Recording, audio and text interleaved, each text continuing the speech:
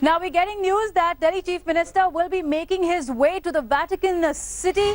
This is the news coming in. The Delhi Chief Minister office sources have confirmed to India today that Kejriwal received and accepted an invitation for the ceremony from Missionaries of Charities, Kolkata, the organization founded by Mother Teresa in 1950.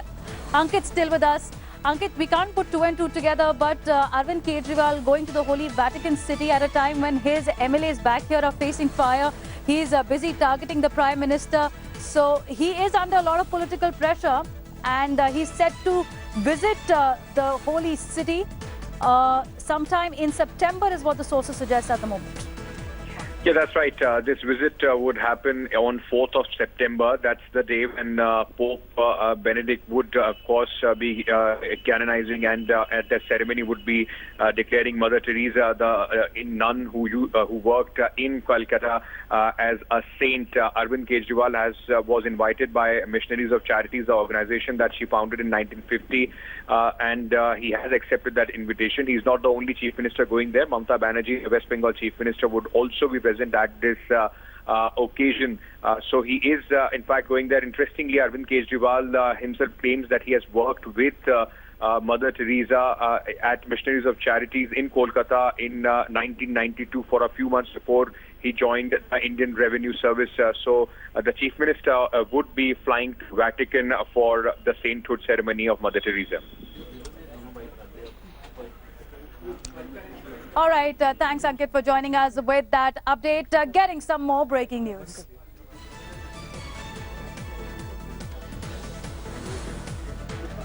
We're getting news right now that the Defence Minister Manohar Parrikar is currently in Rameshwaram, and this is on the day where the nation remembers the former president and scientist Dr. APJ Abdul Kalam. Manohar Parrikar has laid the foundation stone for the memorial in Rameshwaram. Senior BJP ministers, including Venkaiah Naidu, are present at the spot. Getting a reaction, take a listen.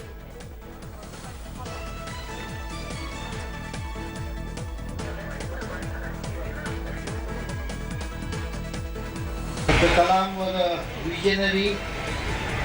He had not going beyond his field of science, technology. He had very clearly given vision for the country. And I still remember when I was Chief Minister of Goa, he had visited Goa and had a very long discussion on his visions about India 2020. I am pleased to be a member of cabinet where the Prime Minister has similar vision, and he is actually taking a lot of efforts, working hard with his imagination and vision for India to achieve this goal. In a way, he is attempting, Prime Minister Modi ji is attempting to fulfill the vision that has been kept in front of us by Dr. APJ Abdul Kalam. Well, that was Defence Minister speaking. We're also getting latest visuals from the ceremony at the moment here in the newsroom. We also have Venkaiah Naidu right now addressing the crowd at this event where they're laying down the memorial stone for Dr. Abdul Kalam's memorial. Take a listen. The dynamic Defence Minister, Sri Manohar Parrikar, came here to salute the memory of the Dr. APJ Abdul Kalam, the great son of this country, Bharat Ratna. என்னோடு அமைச்சரவையில் பணிபுரிந்து கொண்டிருக்கும் மரியாதைக்குரிய ராணுவ அமைச்சர் பாரிக்கர் அவர்களும் இங்கே மாபெரும் மனிதரான அப்துல் கலாம் அவர்களுக்கு மரியாதை செலுத்துவதற்காக இங்கே வந்திருக்கிறோம். Before I move further, I would like to thank the dynamic Chief Minister of Tamil Nadu, Selvi Jayalalitha ji, for giving the land. The moment I made a request, he sanctioned the land. And the last week when I met her, she has accepted to give some more land also, and she said whatever is need to be done, it will be done.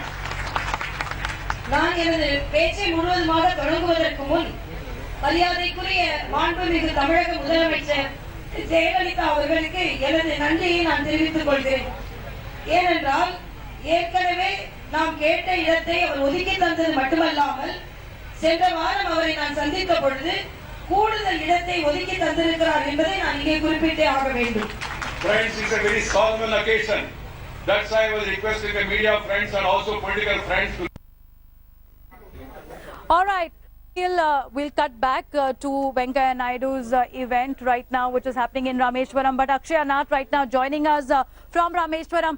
Akshaya Nath, first take us through the fact that there has been a controversy over Kalam's memorial as well. First, there was a delay in making Kalam's memorial, the foundation stone being laid almost after a lot of pressure from Kalam's family.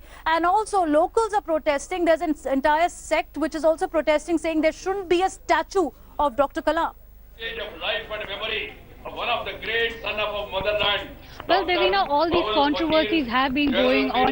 There was request that there shouldn't be any statues kept, but here you can see, if my camera person can pan, a life-sized statue of APJ Abdul Kalam has been set here, and also the controversy behind the statue is also controlled now, with most of the Jamaatullah people saying that if the government is going ahead with it, we can't do anything. But in Islam, having a statue for a person is not something that is acceptable. And in the same way, the land controversy which was going on here as well, where Venkaiah Naidu now has just told us that he's spoken to the state chief minister, and the controversy regarding the land has also been solved, and the government is providing the necessary land for creating the memorial. I'm just giving you a glimpse of the location here as well, Devina. Hundreds of people have gathered here. Students, little children have come with candles for giving a tribute to APJ Abdul Kalam, and also there are hundreds of people without any age barrier. And I was also spotting a person here who's joining me. He's dressed up like Mahatma Gandhi, and he's here to pay tribute to APJ Abdul Kalam, the former president of India. Devina. Well, Akshaya, thanks for joining us with that, and we are eagerly awaiting also the unveiling of the foundation stone to be laid for Abdul Kalam's memorial. Dr. Kalam, who had inspired the nation. Here in the newsroom also, we are remembering Dr. Kalam, the message that he has sent out to many youths across the country, saying, if you want to shine like a sun, first burn like a sun.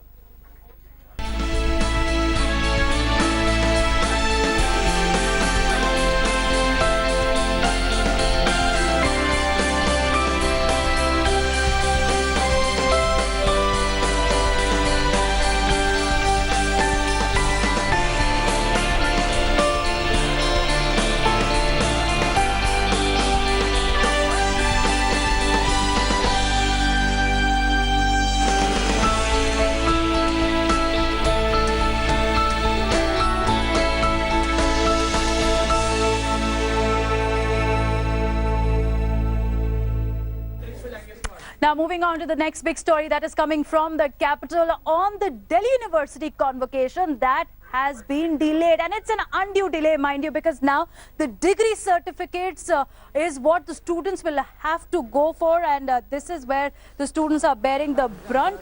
The degree certificate online is the option right now for students who will now be asked to apply and pay for it. According to university source, the degree certificate will be equivalent to final degree, and once a student avails of this certificate, he or she will not be given the degree during convocation. The varsity's faculty have, however, slammed the decision, asking how can the university decide in whether students can attend convocation or not.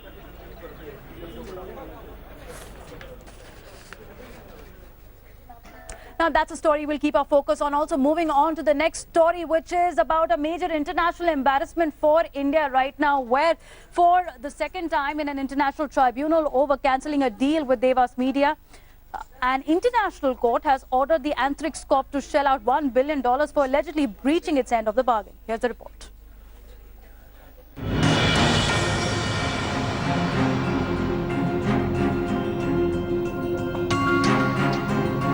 It's a setback that could cost the Indian Space Agency a whopping $1 billion. An international tribunal in The Hague has ruled in favor of Devas Multimedia in its case against the commercial arm of ISRO. The International Court has found that Antrix Corp breached its end of the bargain in the agreement inked in 2005. Under the agreement, Antrix had committed to lease out 70 megahertz of the scarce S-band satellite spectrum. In return, Devas would provide high-speed telephony and internet services.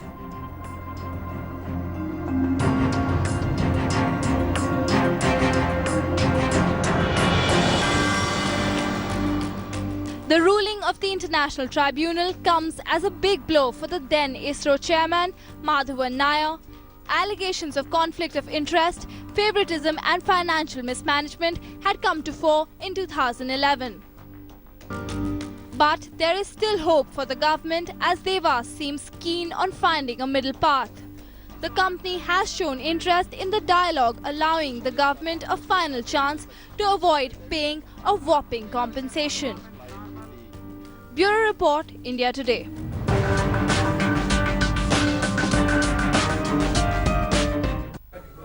Now, Revati is joining us on this story. Now, Revati, this is what Madhav Nair has said from ISRO, that it's the UPA government at fault. So, are we seeing a big political war out now?